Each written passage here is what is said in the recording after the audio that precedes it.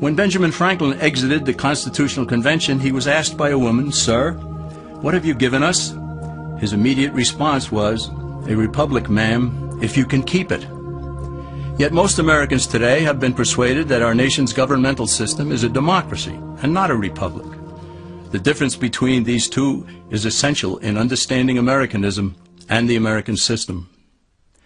Before we discuss political systems, however, it's helpful to address the confusion that has been spread about the political spectrum.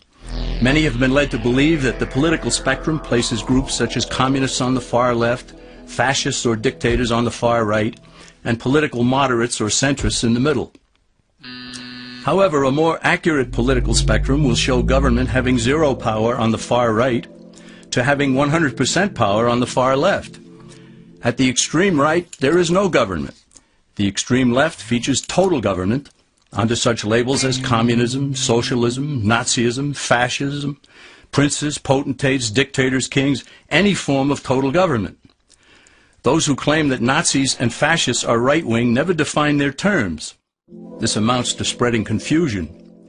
Toward the middle of the political spectrum can be found the type of government limited to its proper role of protecting the rights of the people.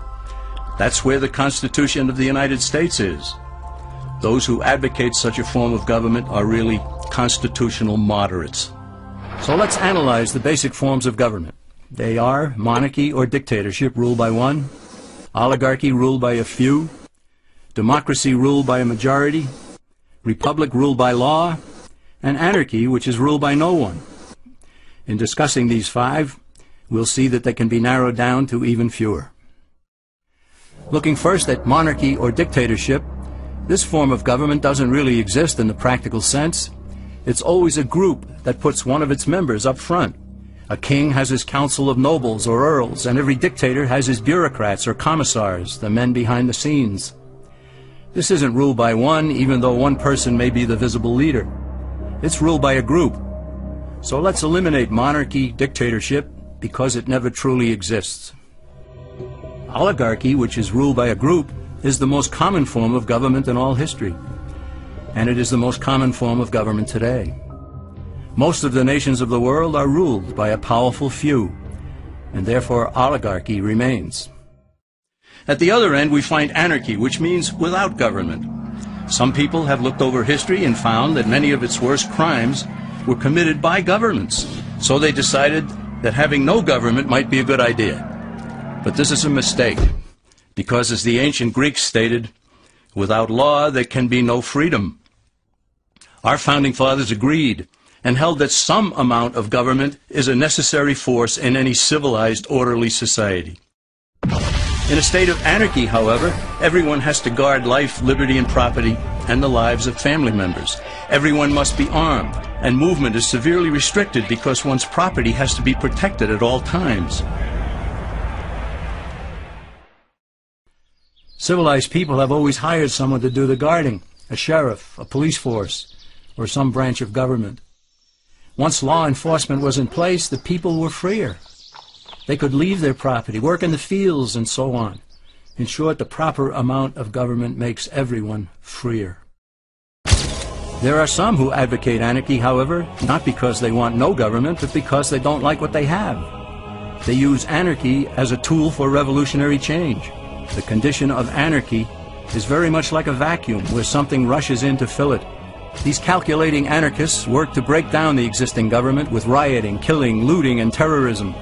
Tragically, the people living in such chaos often go to those best able to put an end to it and beg them to take over and restore order. And who is best able to put an end to the chaos? The very people who started it. The anarchists who created the problem then create a government run by them, an oligarchy, where they have total power. This is exactly what happened in Russia that led to Lenin taking total power, and in Germany where Hitler's brown shirts created the chaos that brought him to power. But anarchy isn't a stable form of government. It's a quick transition from something that exists to something desired by the power-hungry. It's a temporary condition, and because it isn't permanent, we eliminate it as well. The word democracy comes from two Greek words, demos, meaning people, and kratein, meaning to rule. Democracy, therefore, means the rule of the people, majority rule.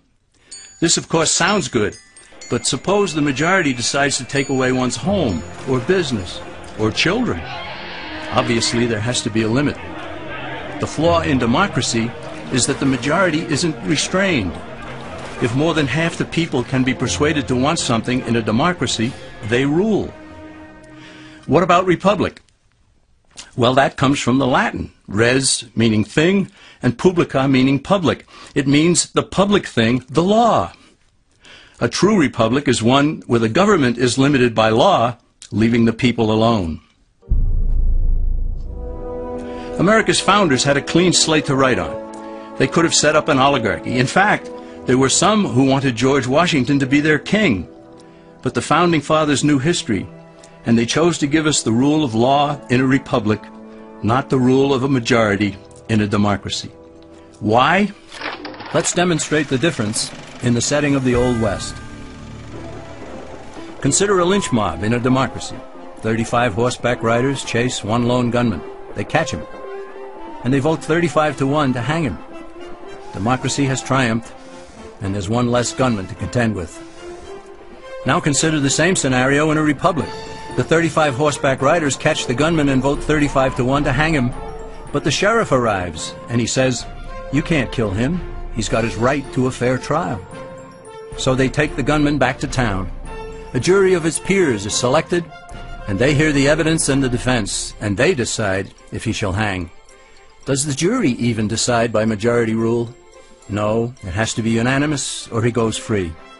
The rights of the government aren't subject to majority rule but to the law. This is the essence of a republic. Many Americans would be surprised to learn that the word democracy does not appear in the Declaration of Independence or the U.S. Constitution, nor does it appear in any of the constitutions of the 50 states. The founders did everything they could to keep us from having a democracy. James Madison, rightly known as the father of the Constitution, wrote in essay number 10 of the Federalist Papers, "Democracies have ever been spectacles of turbulence and contention, have ever been found incompatible with personal security or the rights of property, and have in general been as short in their lives as they have been violent in their deaths." Alexander Hamilton agreed, and he stated, "We are a republican government. Real liberty is never found in despotism or in the extremes of democracy." Samuel Adams, a signer of the Declaration of Independence, stated, "Democracy never lasts long. It soon wastes, exhausts, and murders itself." The founders had good reason to look upon democracy with contempt, because they knew that the democracies in the early Greek city-states produced some of the wildest excesses of government imaginable. In every case, they ended up with mob rule, then anarchy, and finally tyranny under an oligarchy. During that period in Greece, there was a man named Solon, who urged creation of a fixed body of law not subject to majority whims. But where the Greeks never adopted Solon's wise counsel, the Romans did. Based on what they knew of Solon's laws, they created the 12 tables of the Roman law, and in effect built a republic that limited government power and left the people alone. Since government was limited, the people were free to produce, with the understanding that they could keep the fruits of their labor. In time, Rome became wealthy and the envy of the world. In the midst of plenty, however, the Roman people forgot what freedom entailed. They forgot that the essence of freedom is the proper limitation of government. When government power grows, people freedom recedes. Once the Romans dropped their guard, power-seeking politicians began to exceed the powers granted them in the Roman Constitution. Some learned that they could elect politicians who would use government power to take property from some and give it to others.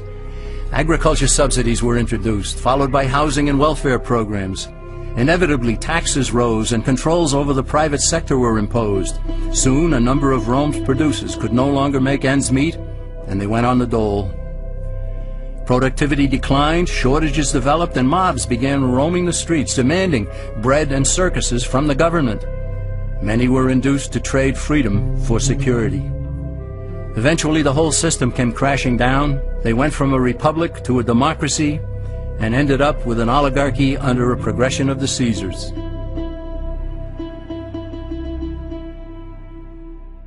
Thus, democracy itself is not a stable form of government.